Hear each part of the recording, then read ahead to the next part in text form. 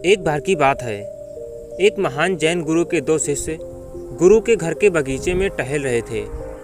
उन्हें रोज सुबह शाम बगीचे में टहलने की अनुमति गुरु के द्वारा दी गई थी। यह सुबह शाम बगीचे में घूमना एक प्रकार का ध्यान था, चलने वाला ध्यान, जैसा कि जैन गुरु करते हैं। चलते हुए ध्यान यानी कि चलते हुए पूरी तरह जागरूक होना।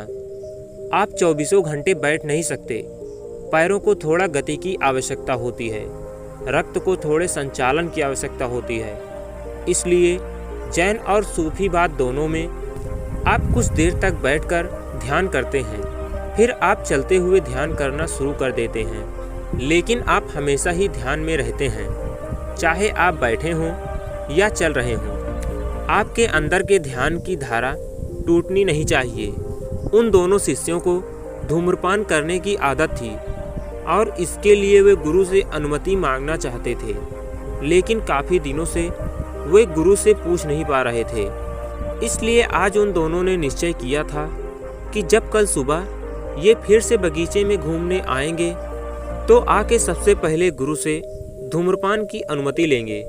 ज़्यादा से ज़्यादा क्या होगा, गुरु धूम्रपान के लिए मना कर देंगे, लेकिन कल हम उनसे पूछ ही लेते हैं। एक शिष्य ने कहा।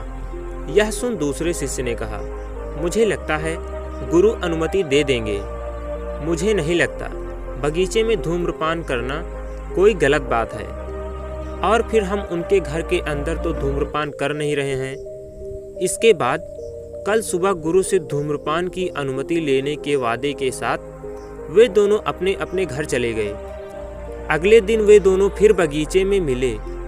एक बहुत गुस्से में था। वो गुस्से में था क्योंकि दूसरा धूम्रपान कर रहा था।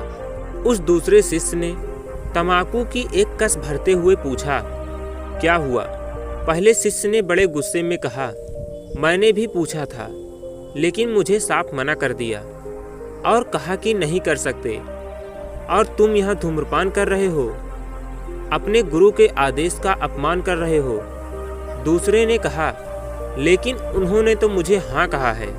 यह सुन पहले शिष्य ने कहा, यह तो बहुत अन्यायपूर्ण बात है।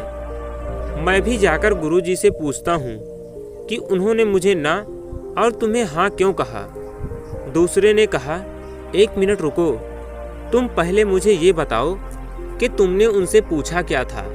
पहले ने कहा, मैंने क्या पूछा था? मैंने तो बस एक साधारण सा प्रश्न पूछा था कि क्या मैं ध्यान करते हुए धूम्रपान कर सकता हूँ, और उन्होंने कहा नहीं। यह सुन दूसरा हंसने लगा। उसने कहा, अब मुझे समझ में आया कि मामला क्या है।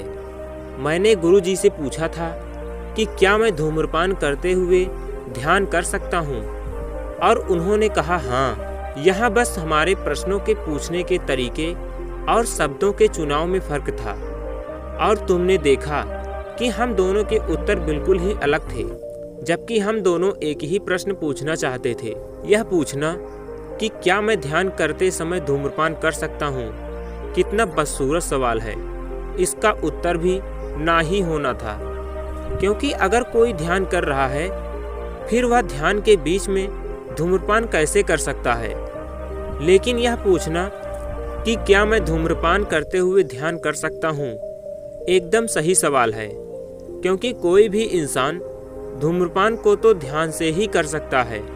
वो धूम्रपान करते समय उसकी एक एक प्रक्रिया को जागरूक होके बड़े ध्यान से कर सकता है।